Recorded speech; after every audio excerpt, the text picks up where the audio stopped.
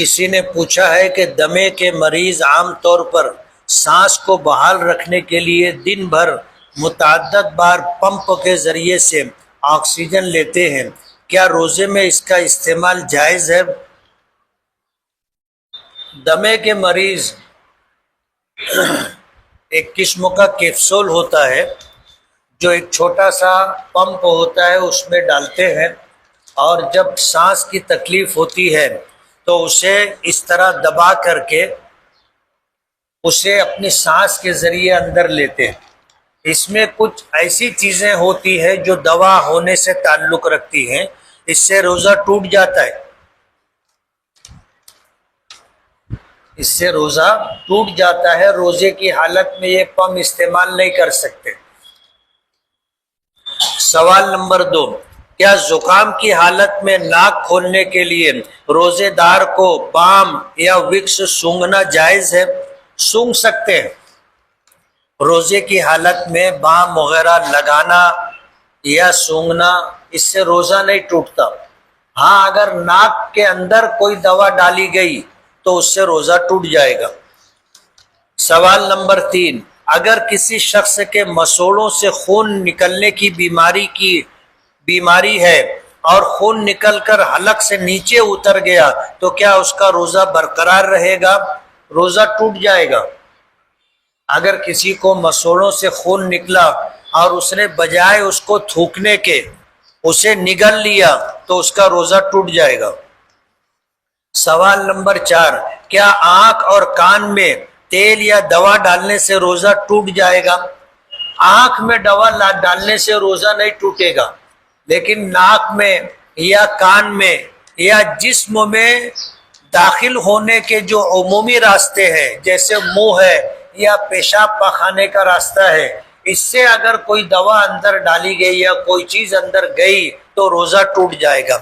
آنکھ جو ہے یہ جسم کے اندر کسی چیز کو داخل کرنے کا راستہ نہیں ہے، لیکن آنکھ میں جو دوا ڈالی جاتی ہے اس کے اثرات حلق تک محسوس ہوتے ہیں، لیکن علماء نے لکھا ہے کہ اس سے روزہ نہیں آنکھ میں دوا ڈالنے سے روزہ نہیں ٹوٹے گا۔ کان میں تیل ڈالیں گے تو روزہ ٹوٹ جائے گا۔ دور حاضر میں بعض صورتوں میں سفر بہت پرسہولت ہو گیا ہے، بطور خاص ایئر کنڈیشن بس یا ٹرین اور جہاز میں کوئی زیادہ مشقت پیش نہیں آتی، تو کیا ان صورتوں میں بھی روزہ چھوڑنا جائز ہے؟ سفر کی حالت میں شریعت نے گنجائش دی ہے، چھوڑنا جائز ہونے کا یہ مطلب نہیں ہے کہ آدمی کو بعد میں نہ رکھنا پڑے، روزہ تو رکھنا پڑے گا۔ اور جب اتنی سہولتیں اللہ پاک نے دے دی ہے کہ اب کار ہو تو وہ بھی ایئر کنڈیشن ہوتی ہے، ٹرین ہو تو اس میں بھی ایئر کنڈیشن کی سہولت ہوتی ہے، اور اسی طرح فلائٹ وغیرہ میں، بس وغیرہ میں بھی ایئر کنڈیشن کی سہولت ہوتی ہے، تو روزہ اگر رکھنا ممکن ہے تو روزہ رکھنا چاہیے۔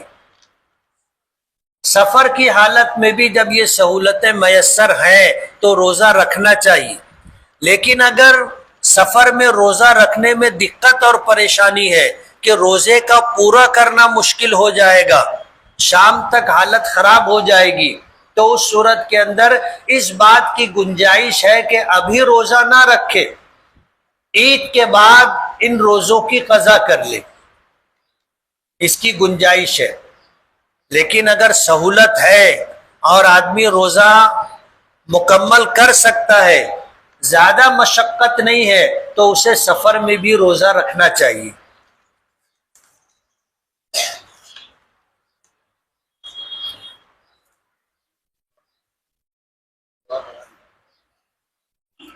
سبحان اللہ وبحمدہ، سبحانک اللہم وبحمدک، نشہد ان لا الہ الا انت، نستغفرک ونتوب الیک۔